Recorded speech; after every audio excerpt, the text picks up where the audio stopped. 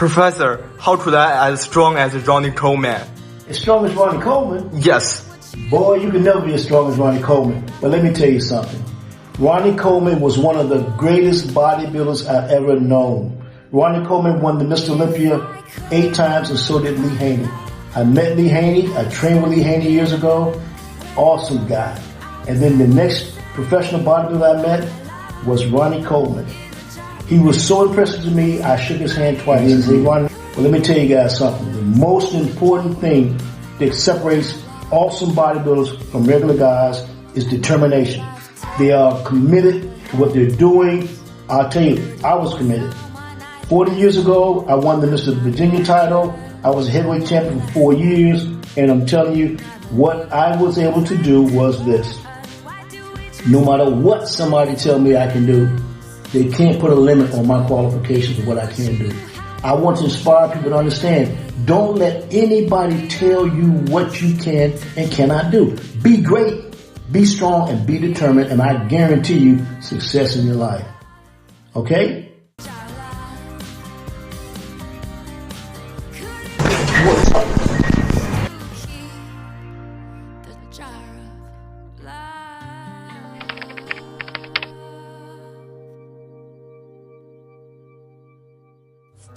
Professor, I know you used to be a national level athlete, so could you share with us some of your experiences, especially for your working out?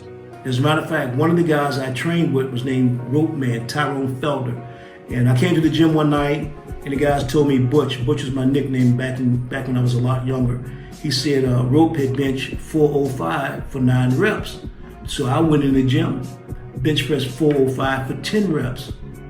That guy, Rope, came back the very next day he worked out and benched 500 pounds. My max was 495. He benched 500. That's because we bring competition to each other. If somebody calls you a friend and they're not doing anything to make you better, they're not a friend. We push each other in the gym. I mean, that's just the way we do it. Because in order for your body to grow, you got to take your body to places it has never been. And you do that by how much weight you use. But not only the weight, is how many repetitions you use. So when I had the desire to get bigger in bodybuilding, I figured this. Powerlifters are huge guys, but they don't have a lot of muscle tone. So what I started doing is I want to see how heavy I can go and how many reps I can push. That's why when I came to the gym that night and Rope Man benched 405 for 9, I pushed myself to push 405 for 10. Not because of the maximum weight, but because of the maximum repetitions you can do. Your body will grow when you tear it down. That means it'll take a certain load because it's designed to. But what you have to do is push it beyond that limit. Tear some muscles, give it a chance to heal, and you'll get bigger. But you gotta also do this, you gotta eat. I eat, man, my wife will tell you, I eat like a horse. I did then when I was younger. But now I'm a little bit older, I'm smart when it comes to eating, but I try to stay in decent shape. But when you're at the peak and you're young, don't worry about tomorrow. Tomorrow will take care of itself. The only time you got is right now, today. So if you look to push 300 pounds, lift it today. If you look to push 400 pounds, lift it today, if you can. But be smart about it so that you don't have any injuries. And you'll love it. I mean, I wouldn't trade it for anything. You know, I'm kind of broke up now because I'm old, man. But I've enjoyed my walk. I've enjoyed my run through this world, man. I'm telling you, it's very rewarding when you know that you have certain accomplishments that you have accomplished, and that builds your history. So I have a really good history in the things I've accomplished. And at 66, I'm not finished. There was a time when I think one of my greatest days was when I squatted almost 1,000 pounds. I had like 900 pounds on the rack, and I backed up. And when I felt so much pressure, I dropped it. I gained so much respect for some friends of mine. I had some guys that were powerlifters, and they squat 1,000 pounds. Let me tell you something. If you ever see a man hold that kind of weight on his back, and he squats it down and comes back up, that's an impressive man. And I can say it because I never was able to accomplish 900, but I squat 800. But to see that 900, it was a different world, totally different. One thing about it is sometimes you got to know your limitation. And I prefer and enjoy working out but do not hurt yourself. You have to be smart. You can go in here and do something, tear a quad. I was fortunate, never had any major injuries, and I watched myself grow. I mean, from the time I started, when I was playing college sports, I was up to like 170 pounds. When I got into the weightlifting, I started growing so fast that my coach in college told me I couldn't pay you to go to the gym when you were playing football. But I went in the gym that day, and some of the linemen were trying to bench 300 pounds. I came in there and ripped the 300 pounds, 315, doing like about 10 reps. And I thought the coach, I thought he was going to give me a shirt, a 300-pound bench press shirt, but he was pissed off and he wouldn't even give me the shirt because I made the guys in his gym playing football look bad because I could outlift all of them. And I was at 180 pounds. These guys are 200, 240, 250, but they could not work me.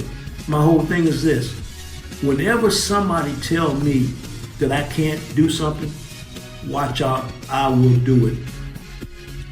I know a lot of bodybuilders, they trained very hard when they was young, but when they got old, they lose the flexibility of their muscle and got injured. So what's your advice for the younger generations who want to start their working out?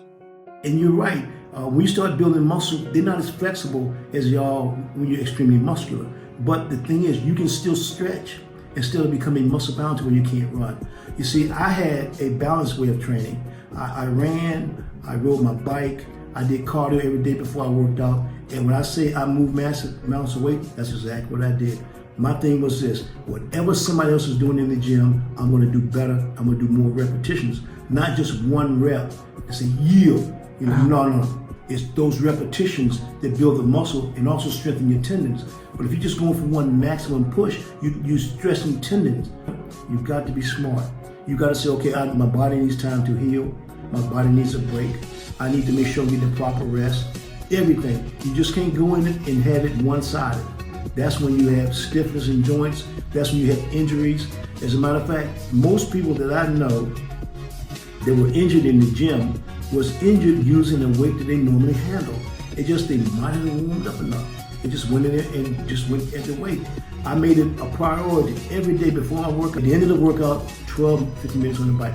That's for cardio, strengthening, and flexibility. But the in-between side, you have got to take a scientific approach on it. If you think you can just go in the gym and continue to move a lot of weight, you're setting yourself for injury. But if you be smart about it, I'm 66 years old. I've had knee replacements, and it just wasn't because of weightlifting. It's because I played basketball, I ran track, I wrestled, I played volleyball. Every sport, I played them all. So I had a well-balanced athletic background. But when I went into the bodybuilding, I tried to share that same training techniques into the bodybuilding part. That way I can stay somewhat flexible and still avoid injuries. That's the key thing. Staying flexible, building the muscle, being smart about your training, understanding what your body's asking for, listening to your body. If your body tells you don't train this today, give it a break. Your body's giving you a sign. But you have to be able to hear it. You've got to be able to pay attention to it. Okay? When it comes to the Chinese culture, when it comes to somewhat differences, enjoy and embrace, continue to understand your own culture. Don't always look at America like we got all these answers. We got our own problems. Trust me, I know, I live over there. But I understand. And in order to deal with other people's cultures, you got to allow people to be who they are. Imagine how dull the world would be if everybody looked the same, felt the same, thought the same. What kind of boring world would we live in?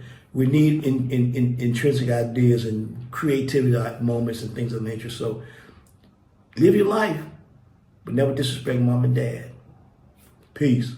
Okay.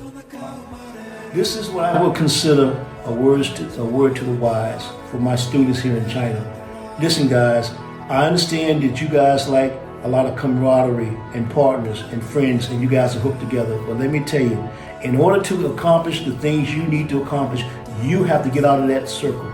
You have got to do your own goals, set your own goals, be your own motivator. You have to do it. You can't sit in the apartment expecting to get in shape if you don't go to the gym. You can't expect to make a good grade in your studies if you don't study. So there's got to be some effort put forth into anything you want to accomplish and anything you want to do. So be motivated. Get outside. Go do what you have to do. And don't let anybody tell you no. Okay?